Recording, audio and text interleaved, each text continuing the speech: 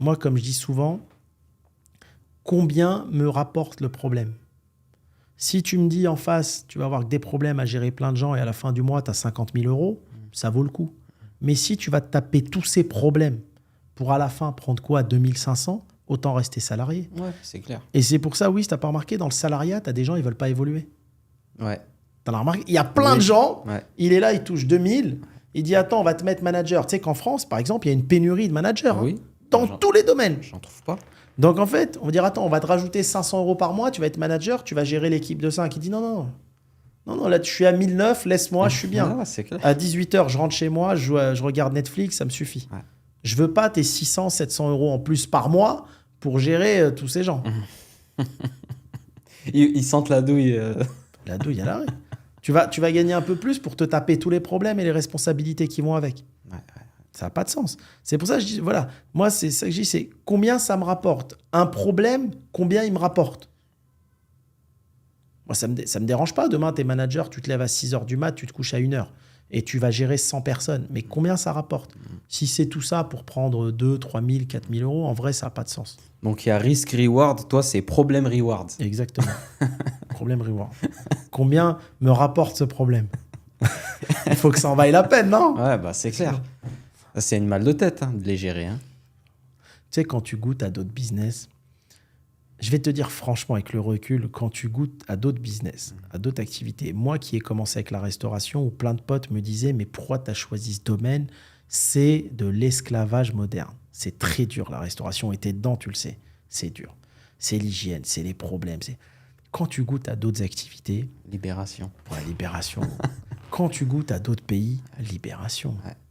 Mais on va pas mentir. Moi, tu sais, à un moment en France, j'ai tellement de contrôles fiscaux que je pensais que j'étais tordu. Tellement de redressement, je dis c'est moi le problème en fait. Peut-être je sais pas faire, je suis naze, mes comptables sont nazes, on sait pas faire.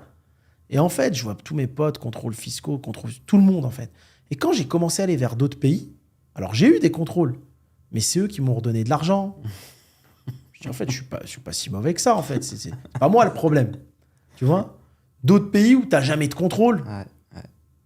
Et en fait, la phrase que je dis souvent avec le recul, parce que j'ai eu cette chance d'entreprendre dans plein de pays, à quoi bon? Aujourd'hui, tu as quelque chose qu'il faut prendre en compte. Tu as des pays concurrents qui se développent. C'est plus comme avant. Le monde, il est en train de changer. Avant, la génération précédente, nos parents migraient en Europe parce qu'ils gagnaient mieux leur vie en Europe. D'accord? Le monde est en train de changer. On va arriver à un moment où ceux d'Afrique qui vont vers l'Europe, c'est ceux qui galèrent en Afrique. Mais ceux qui ont gagné un peu d'argent en Europe, eux, ils vont rentrer en Afrique. Yes. Donc, toutes les têtes pensantes qui sont en Europe aujourd'hui, les entrepreneurs et autres qui ont gagné un peu d'argent, vont tous rentrer investir en Afrique. Et tu vas te retrouver en Europe avec une personne qui vient à la recherche d'aide, Oui. qui vient à la recherche du social.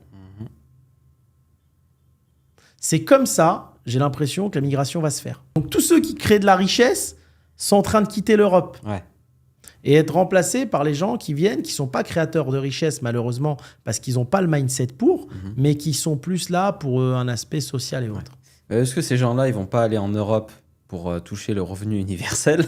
Oui, et vivre ailleurs. Ça arrive. Mais c'est pour ça que tu n'as pas vu, il y a eu des lois il n'y a pas longtemps.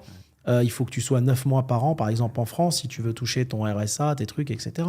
Bien sûr. Parce qu'ils se disent, attends, on lui donne de l'argent, mais il ne consomme même pas là. Il y a un truc qui ne va pas là. Tu vois ?